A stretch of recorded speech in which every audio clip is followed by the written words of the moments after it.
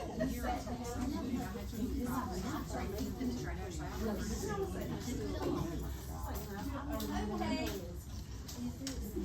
Good afternoon. I thought I said good morning. I want to start that. I'm Alecea Floyd. I'm a speech language pathologist. I work at RN. And this, you can introduce yourself. I'm Bailey Sweet. I'm a 3K teacher over at RN special ed. Okay. So we are presenting on trauma-informed care and what that looks like in the schools. Is it there? Okay. So what we're going to talk about, what is trauma, the impact of trauma on the classroom, impact of trauma specifically on language, and trauma-informed care. Yay! Okay. So, we were doing our research and stuff, getting ready for this presentation, and the big thing is the way that trauma is defined when you're reading research, it can look different. So, what is trauma? Trauma is defined by an individual's sensory system. So, something that you may experience and be not totally cool with, but it may be like, somebody else may experience it completely different. And we have to be able to look from another's perspective at how things are experienced. The big thing is that trauma isn't just one event or one series of events. It's an imprint that lasts with a person for their entire lives. And it's a discrepancy. So when something traumatic happens, what you're looking at is the thing that's happening and my coping skills for the thing that is happening. There's a big discrepancy. And that again is why this event may happen to me and I may be able to come through it unscathed, but if it happened to somebody else, it may look completely different.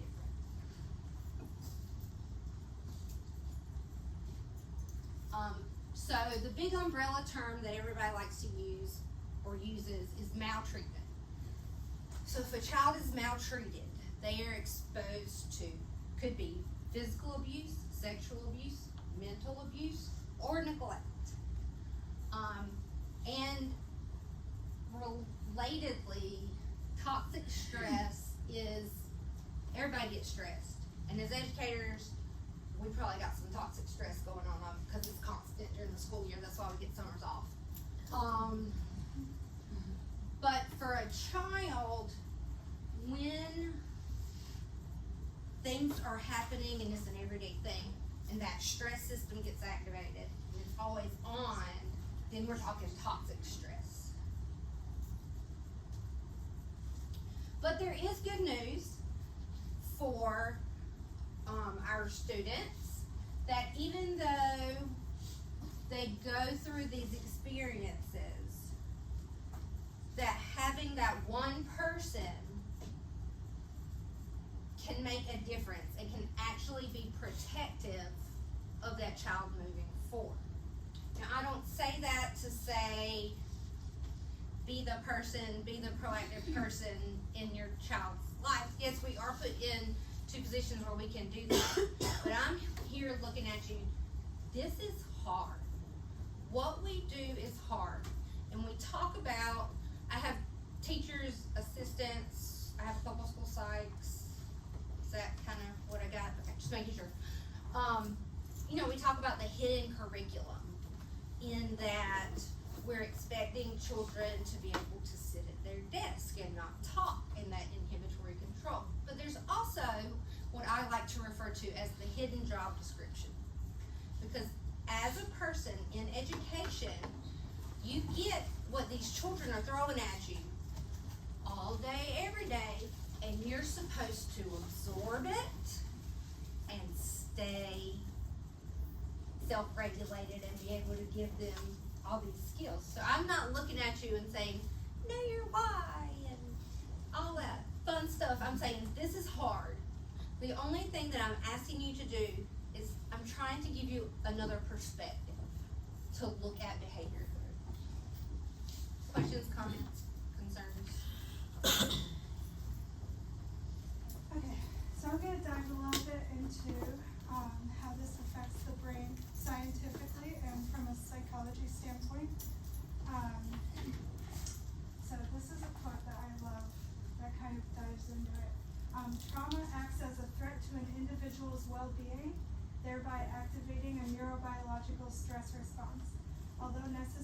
survival, chronic and frequent physiological stress responses can alter brain development, leading to dysregulation of neural circuitry.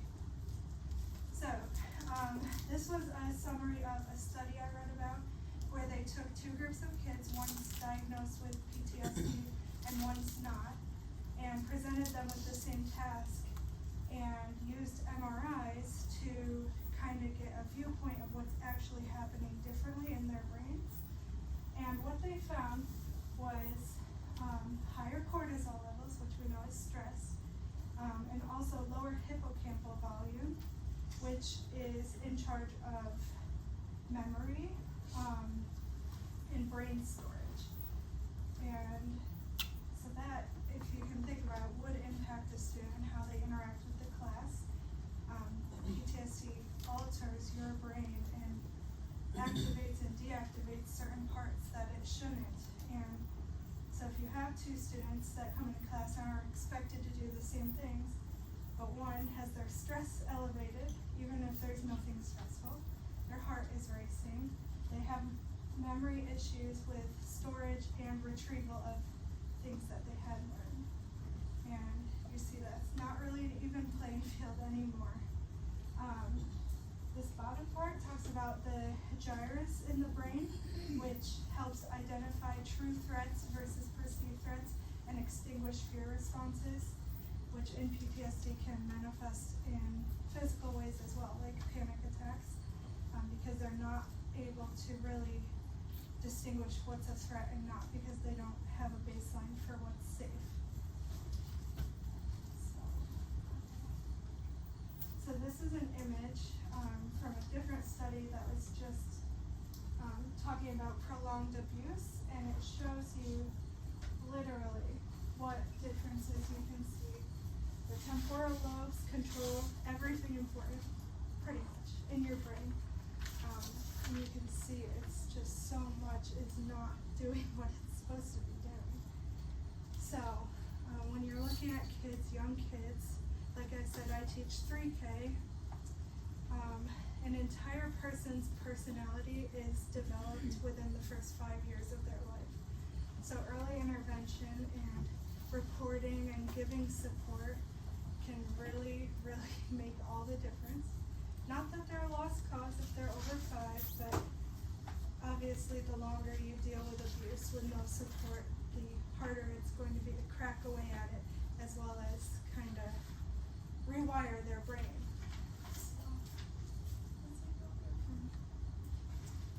So this is the same kind of thing, how it affects a person. It rewires their brain, it changes how they think, but it also changes their capacity to think. So all of this is just, we've been able to discover in the past years. Mental illness as a whole has developed so much more in the past 10 years, but we're able to see truly how vast of a difference a home life can make.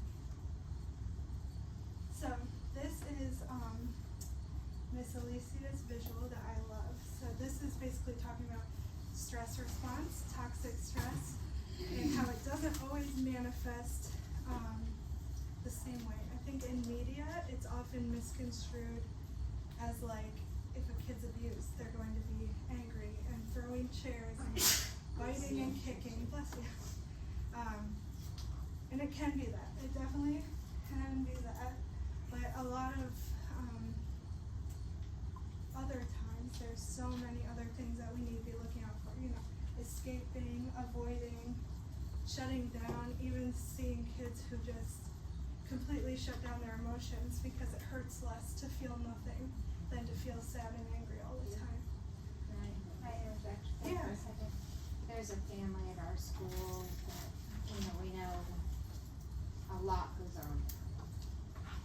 And I only know 2 of the kids, but there've been a handful that have gone through our school.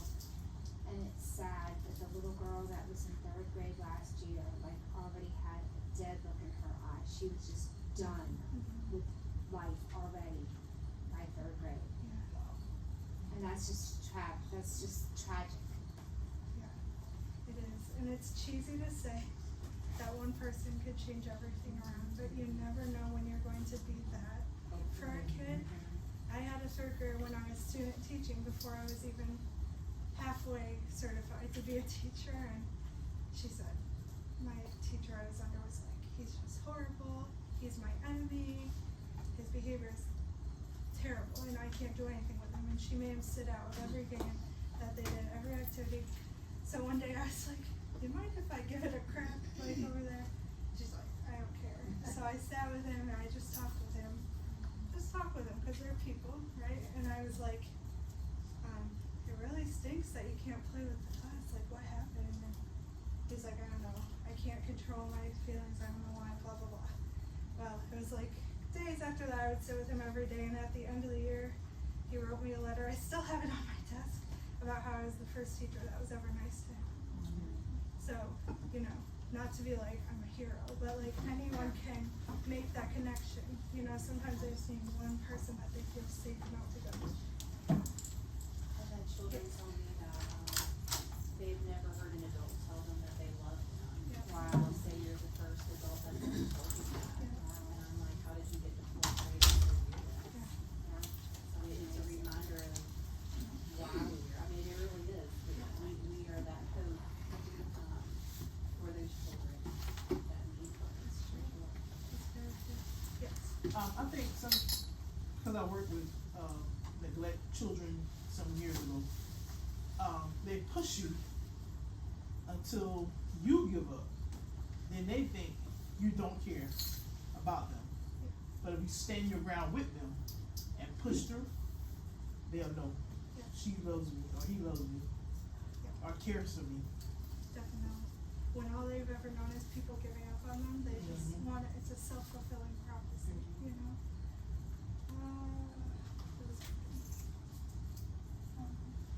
Okay, so this is a video about toxic stress syndrome, so we're gonna switch places.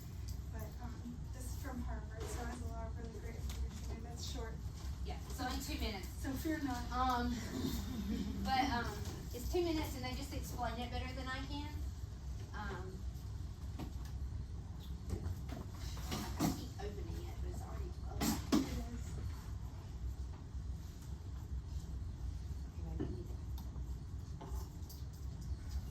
I don't want it to be involved. I want it to be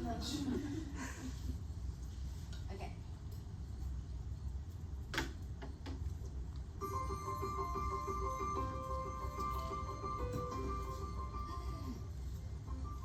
Learning to deal with stress is an important part of healthy development. When experiencing stress, the stress response system is activated. The body and brain go on alert. There's an adrenaline rush, increased heart rate, and an increase in stress hormone levels. When the stress is relieved after a short time, or a young child receives support from caring adults, the stress response winds down and the body quickly returns to normal. In severe situations, such as ongoing abuse and neglect, where there is no caring adult to act as a buffer against the stress response stays activated. Even when there is no apparent physical harm, the extended absence of response from adults can activate the stress response system. Constant activation of the stress response overloads developing systems, with serious, lifelong consequences for the child. This is known as toxic stress. Over time, this results in a stress response system set permanently on high alert. In the areas of the brain dedicated to learning and reasoning, the neural connections that comprise brain architecture are weaker and fewer in number. Science shows that the prolonged activation of stress hormones in early childhood can actually reduce neural connections in these important areas of the brain at just the time when they should be growing new ones. Toxic stress can be avoided if we ensure that the environments in which children grow and develop are nurturing, stable, and engaging.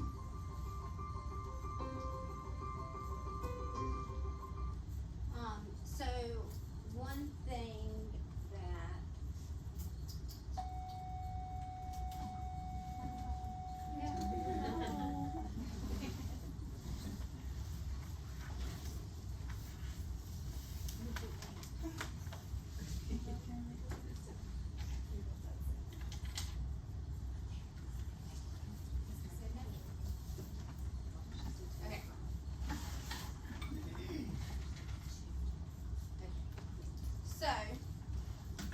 language pathologist, not a teacher. So I wanted to talk about specifically how trauma and toxic stress and maltreatment affects language. If you've seen me present before, this graphic is in every single one of my presentations. So I apologize for that, sort of. As educators, we want kids to come in and be up here. This higher level language and cognitive functions. We want them learning. That's our entire point. But we can't get to this top step if we don't have basic language skills. We can't learn basic language skills. Can y'all see? I'm sorry, I knew that. We can't learn basic language skills if we don't know how to appropriately engage. We can't learn how to appropriately engage unless we have regulation and coping skills. We can't learn any of that if we don't feel safe. So if we don't even have the ground floor, we're gonna have a really hard time building on top of it.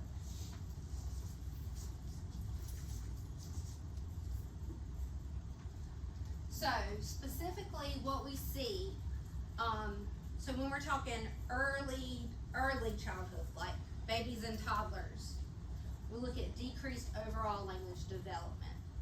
And of course it happens, but what we see is we don't see a lot of like physical abuse for a little tiny baby. It does happen, there are extreme circumstances. What we see is neglect. Now, the whole basis of learning language and learning how to communicate is that back and forth. So if you're crying and no one is reaching out to you, then you don't learn how to communicate. You don't learn that back and forth. So then, as we progress through the ages, we're a little bit older, then we look at decreased language comprehension. So you may be giving an instruction in your classroom, and just you giving an instruction could be perceived as a threat. So then the child's not even listening to what you're saying. If they are listening, maybe they don't understand exactly what they're supposed to do. Now I work in preschool, but to the extent that I've had to look at kids and like, go sit down isn't good enough, and say, we're walking to the table, and we walk to the table. I said, now we're sitting, and I have to model sitting. So that language piece, like I said, I'm just trying to give you another lens to look through for these kids. They say that, every behavior is communication, and it is, but sometimes the communication is out of line, okay? So I'm not saying that this is gonna fix everything, I'm just trying to give you a new perspective on how to view behavior. Okay, so then, as we progress through school, decreased mean length of utterance. So like, their sentences aren't gonna be as complex. Their vocabulary is not gonna be as complex. We see an increased use of negatives, because they hear more negatives. And then we go into, by the time a kid's in middle school, high school, English teachers write a story, but the narrative skills in these kids is so suppressed, they can't even self-narrate. So if you're having a hard time with a kid and you're like, what happened this morning? And they can't figure out what to tell you, we kind of need to shift. Because if they can't say, got up, got dressed, came to school, if they can't cohesively tell you that much information, there's a bigger problem going on. And then we'll look at social pragmatic communication disorders. I'm not gonna read all of this, but it just shows, there we go. that all the different pervasive, areas, so I'm gonna have a hard time maintaining and making relationships. So even as a teacher, you know, they say you've gotta build relationships and you've gotta do the things and your behavior will be better. Well, not if I don't know how to build a relationship with an adult. If I don't know how to if I've never been able to trust an adult before, why should I trust you? So, the good thing is that, well, before I go there, I'm jumping ahead of myself. So then it starts, if people have always been mean to me or negative to me or put me down, then I have trouble even thinking that someone may mean me well. And it goes into, all of this stuff. I have an example for, for changing their communication style based on the needs of the context. We had a student, previously at, Beck, in our 4K, and, lot of trauma, lots of issues, but his teacher, she's great.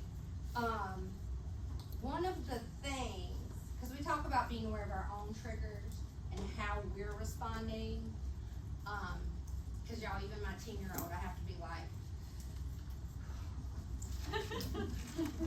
I need you to go to your room so I'll knock you out right now. But this kid, the teacher would give the instruction, I need you to go hang your backpack on your hook every day. You go hang your backpack on your hook. And finally the kid started responding with, okay, bitch. And he would go and hang it up and go sit down at his little table and do his thing. Now, he didn't mean anything by it. And thank God his teacher realized that's just his vernacular. Like, that's just, because if a kid said that to me, it would not have gone well.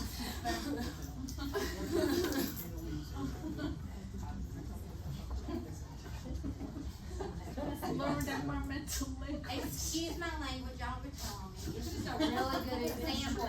It's just a really good example. That's where we've all heard it from. I'm just, even my 10-year-old, he tried it one time, and he's never said a cuss word in front of me ever again. So, I mean, there's that, but just, again, I don't even know that I would have been capable of doing what that teacher did and being able to be like, well, he is complying, he's doing what I'm telling him, because I want to get about this far from his face and be like, what did you just say to me?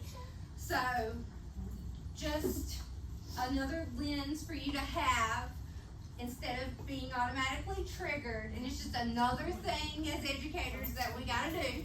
Well, you understand the child. Yeah. You understand the child and you know the child.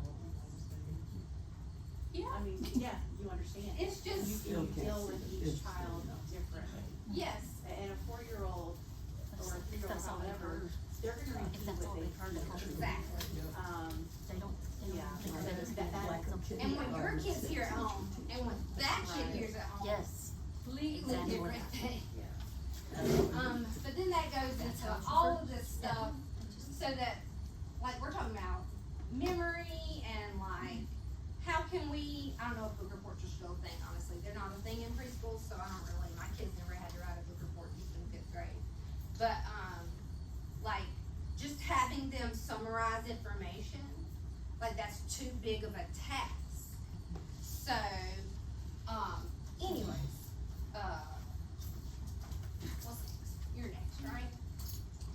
Oh yeah, all these skills that I've already talked about are the foundation of academic success. And so, again, like I said, it's just the hidden job description in that I'm just trying to give you another viewpoint into a child when a child's mouthing off at you or a child's doing something that you perceive as disrespectful. Yes, have your boundaries, but just to give you another perspective is all all I'm trying to do.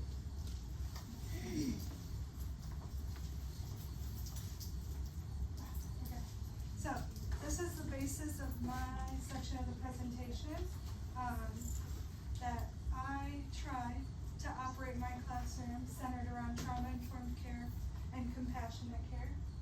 I think we all start like that in August. I think I get a small percentage less like that every month that goes by teaching. It's like that Facebook where I'm like Miss Honey in August and Miss Trunchbull in June, so,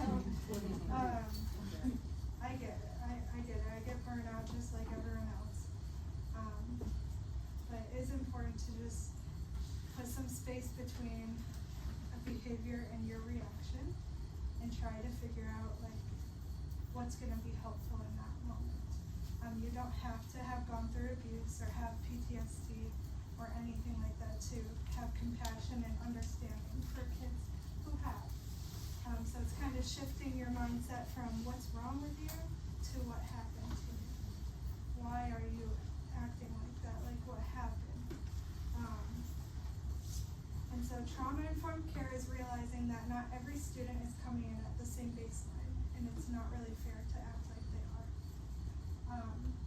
So this was a little quote I found. It says, "Those who approach it from a clinical perspective tend to view trauma as a combination of terrible events or series events that involve real or perceived threats of death or serious injury, or a threat to the physical integrity of the person or others, and from which that person experiences overwhelming fear, hopelessness, helplessness, and horror." That is the clinical definition of trauma, and it sounds pretty intense when you're thinking about some little tiny person's life just being like that and that being all they know. This is my favorite visual of all time from my undergrad, talking about equality versus equity. Equality being everyone gets the same thing, and equity being everyone gets what they need. And someone asked us earlier in a presentation, like, how do I explain that to my class, like, that so they don't feel like I'm having favoritism by treating certain kids one way and certain kids another. And I brought up this example I saw from a teacher on TikTok, a kindergarten teacher, where she took a box of Band-Aids, you've probably heard, and she asked the kid, "Have you ever scraped your elbow?" And they said, "Yeah," and she said, "Okay, that must have hurt, here's a Band-Aid for your elbow." And then she asked someone, "Have you ever scraped your knee?" And they said, "Yeah, I have." And she's like, "Oh man, that must have hurt, here's a Band-Aid for your elbow." And she went around and everyone had different body parts, and no matter what they said, she gave them a Band-Aid for their elbow. And she said, "That Band-Aid for your elbow probably helped them, but it didn't really help any of you, did it?" So like, just explaining that not everyone needs the same stuff, and sometimes our friends need a little extra support, and that might look different. It's still hard for them to understand, but also, she brought it up earlier, teaching it before an incident occurs, or before it's being demonstrated, the same way you want to teach coping skills before they're in an explosive crisis. So kind of just pre-teaching that and setting your classroom up for success. So, what does it mean to be trauma-informed?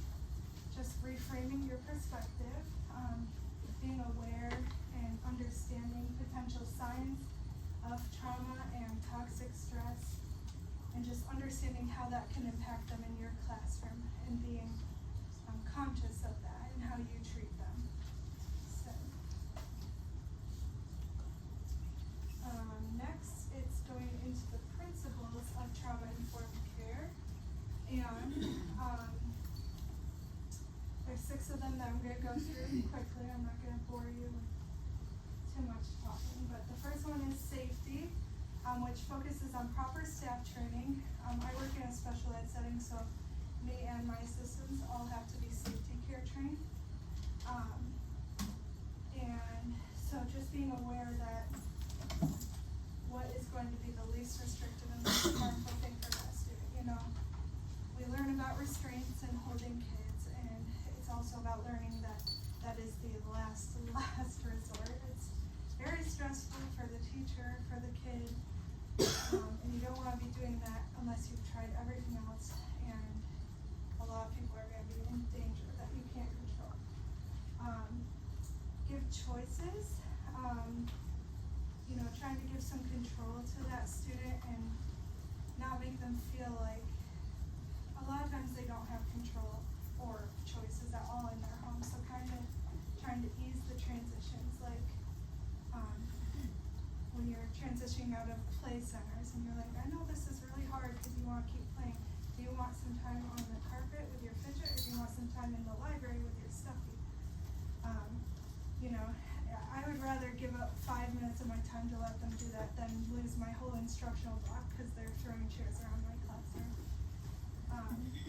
And just making sure procedures are clearly in place and everyone is on the same page. As for trust and transparency, use a lot of positive reinforcement. I wrote that a bunch on these slides because that was my graduate thesis. It's proven time and time again that reinforcement works 100 times better than punishment ever does.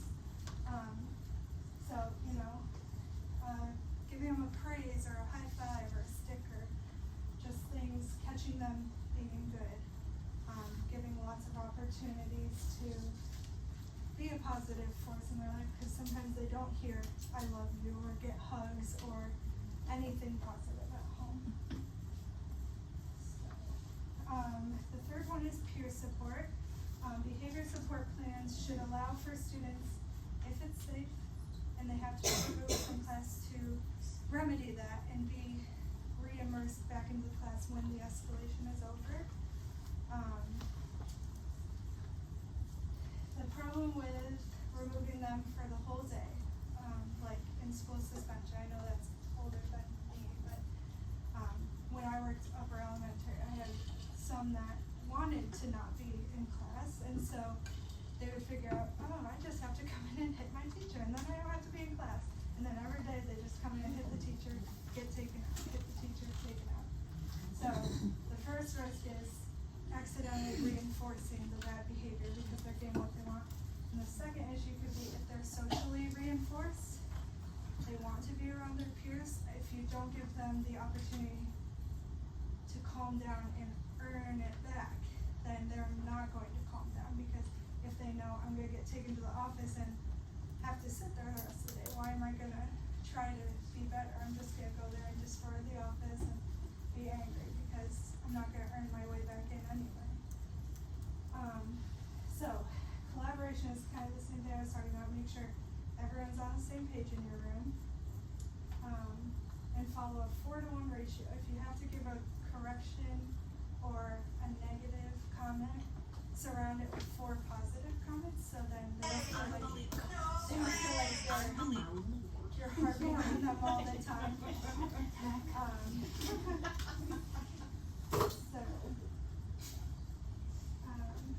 So basically, just knowing that behavior will not occur again if it's not being reinforced somehow. Like, if we stopped getting our paycheck, would we show up to work the next day? No. The paycheck makes us go to work. It's a reinforcement, so behavior is not going to occur if there's not something making them do it. So let's see. So empowerment is kind of trying to shift the control and give them the opportunity to learn how to regulate, because you're not always going to be there to help them, especially kids that might go to SPED for a while, go to gen ed for a while. We want them to be able to generalize skills. So coming up with a plan, you have to recognize the target behavior you want to work on and find a replacement behavior, because the behavior also won't stop if there's not something to replace it that's going to serve the same function. Like I said before, this is why like fad diets never work, because if you say I'm never eating sugar or pasta or bread ever again, and that lasts 13 days, and you're back at the same place because you have no replacement behavior. It's just a void of a behavior and there's nothing to fill it.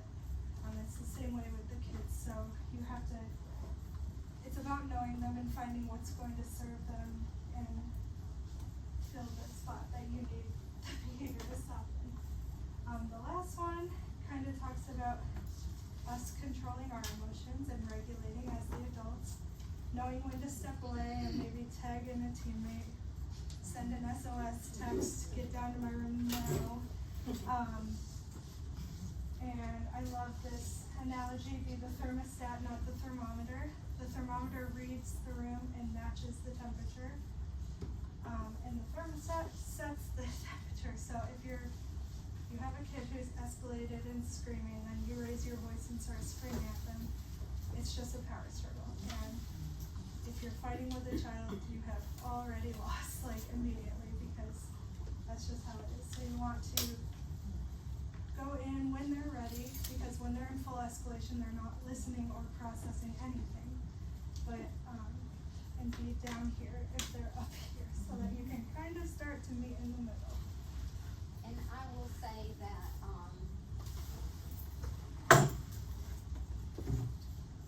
at Beck, we have a really awesome team at Beck, and, I've had incidents where, I've had coworkers come up to me and say, "You look like you need to go take a phone call. Why don't you go take that phone call?" And I'm like, okay, I'm gonna take that phone call. So maybe like looking at your immediate team and kind of figuring out how you can let each other know without being like, this one's driving me crazy. You know what I mean?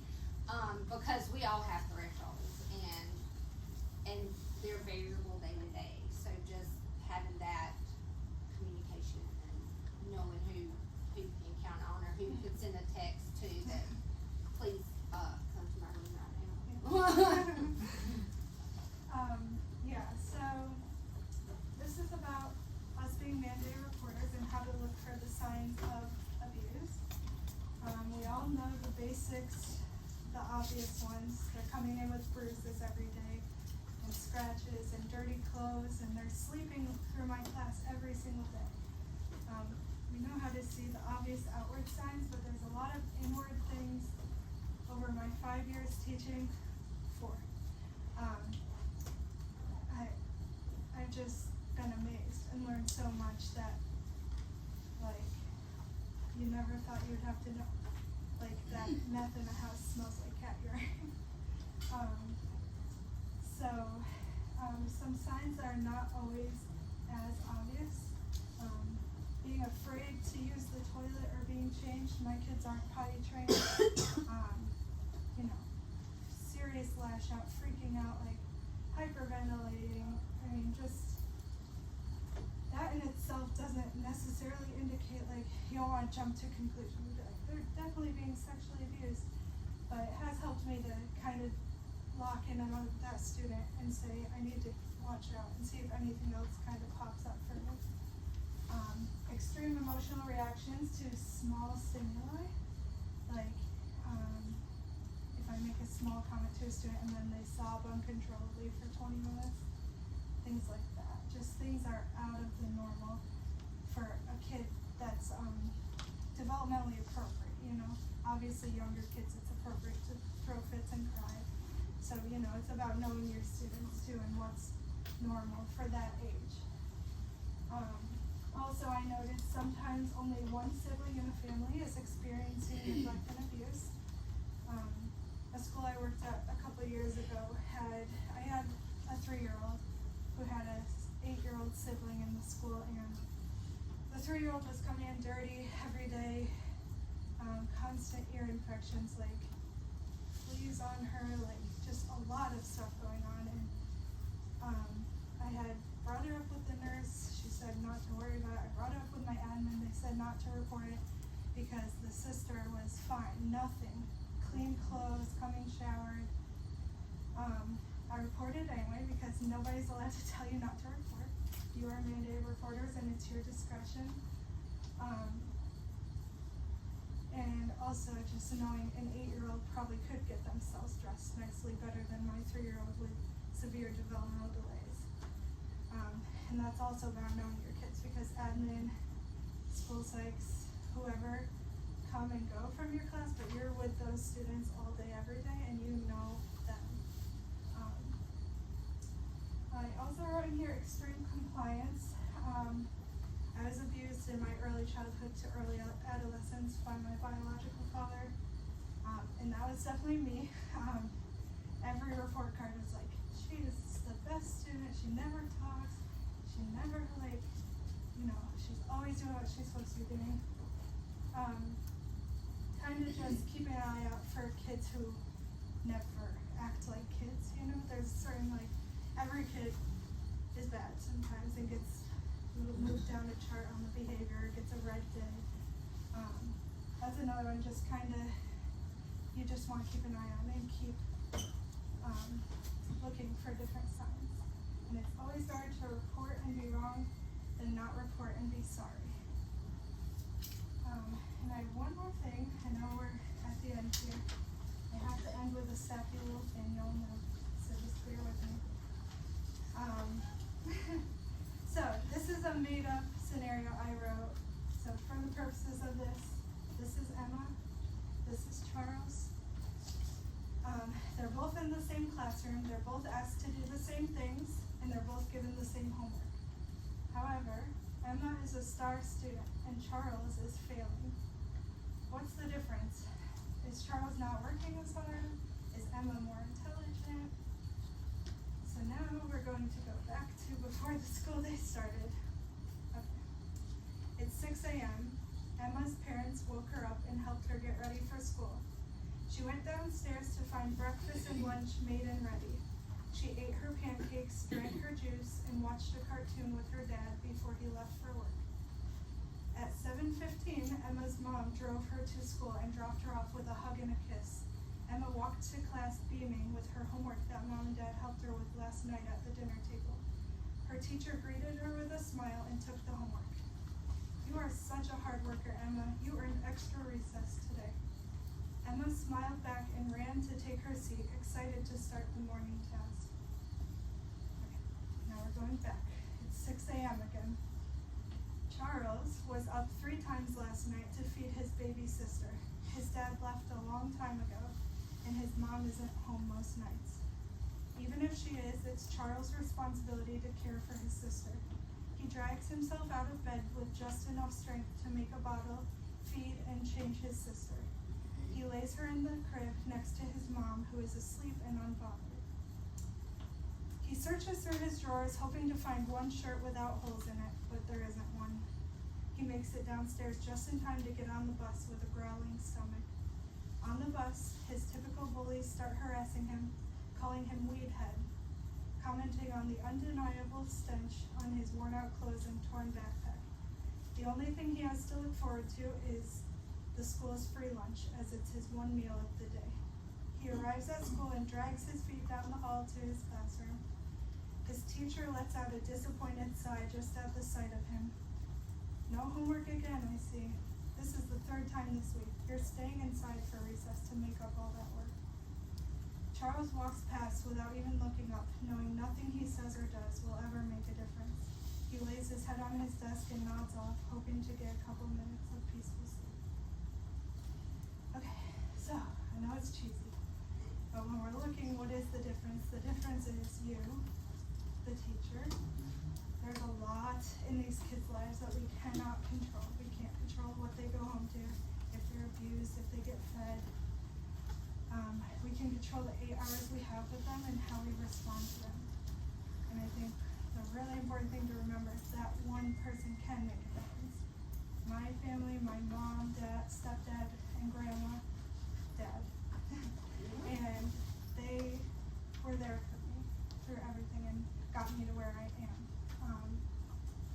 And so I'm able to hopefully do that for a couple of these kids who need it, and we all have to do that. I'm sure there's not one person in here who's not thinking of a student when I just read that. So, you know, just to keep in mind, I know it's hard, and it gets harder as the year goes on. That little compassion goes a long way for these kids. So. The only half, am I supposed to say something? No, I didn't know if you wanted to. Oh. Do you have anything else to say? I don't know what to say. Maybe I said something in a previous one I got to right now. So these are our references, so you know we're not crazy. And And what you're waiting for. your kick-up code, y'all are block 5, but I know if I didn't put it in here, I would give it to you. Questions, comments, concerns?